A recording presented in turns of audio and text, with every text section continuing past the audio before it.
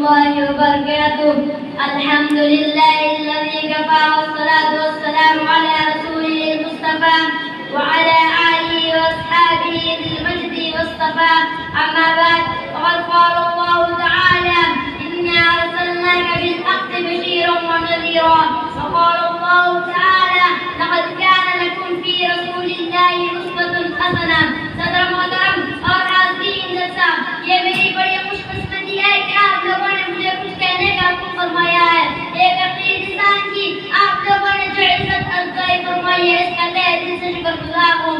میں نے آپ کے سامنے دو آیتیں پڑھی ہے. پہلی آیت میں اللہ جل جلالہ وعما نوالہ ارشاد فرماتے ہیں کہ رسول اللہ صلی اللہ علیہ وسلم ہم نے آپ کو بلا شبہ خوشخبری دینے والا اور ڈرانے والا بنا کر بھیجا ہے. اور دوسری آیت میں اللہ تعالیٰ انسان کو مخاطب ہو کر فرماتے ہیں کہ تمہارے لیے اللہ کے پیغمبر محمد صلی اللہ علیہ وسلم میں بہترین رہنمائی ہے. وہ دور یاد کیجیے جب سارا عالم شرک و کفر میں مبتلا تھا. خدا کی عبادت گاہیں خدا باٹا بنی ہوئی تھی. خدا واحد کے بندے صدا معبودوں کے پیر پر سر جھکائے رہتے تھے. دین حق کی طرفداروں کو کوئی ایسا آدمی نہ ملتا تھا جو ان صراط مستقیم پر گامزن کرے. ایسے میں رحمت الہی متوجہ ہوئی. اب دین و شریعت کا موسم خزاں و رخصت ہو رہا تھا. موسم بہار آیا اور اس آسمان کے ساتھ آئے کہ چمنستان عالم گل و گلزار ہو گئے. شریعت اخبار خوشبو چاردان کے عالم میں پھیلنے لگی. یعنی فخر رسول سرکار دو عالم جناب محمد صلی اللہ علیہ وسلم ایک کامل اور مکمل شریعت لے کر اس دنیا میں تشریف لائے. اب دنیا والوں کے پاس ایک ایسی عظیم شخصیت آ گئی تھی جو حق و صداقت کے علمبرداروں کو فوز آخرت کی بشارت دے رہی تھی اور ظلم و ستم شرک و کفر کے علمبرداروں کو جہنم سے ڈرا رہی تھی.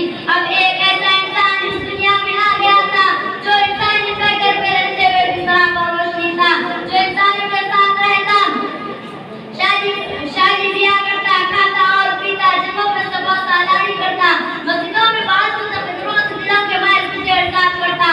اس کے باوجود بھی وہ بے داغ تھا. اس کے کردار کی طرف کسی کی انگلی اٹھی اور نہ اٹھ سکتی تھی.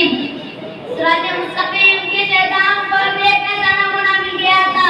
چنانچہ انہوں نے اس نمونے کو سامنے رکھ کر اپنی زندگی کا ڈھانچہ درست کر لیا. آئیے ہم اور آپ بھی اللہ سے دعا کریں گے کہ ہمیں بھی اسی راستے پر چلائے. آمین. ایک شعر کے ساتھ میں اپنی تقریر کو ختم کرنا چاہتا ہوں کہ محمد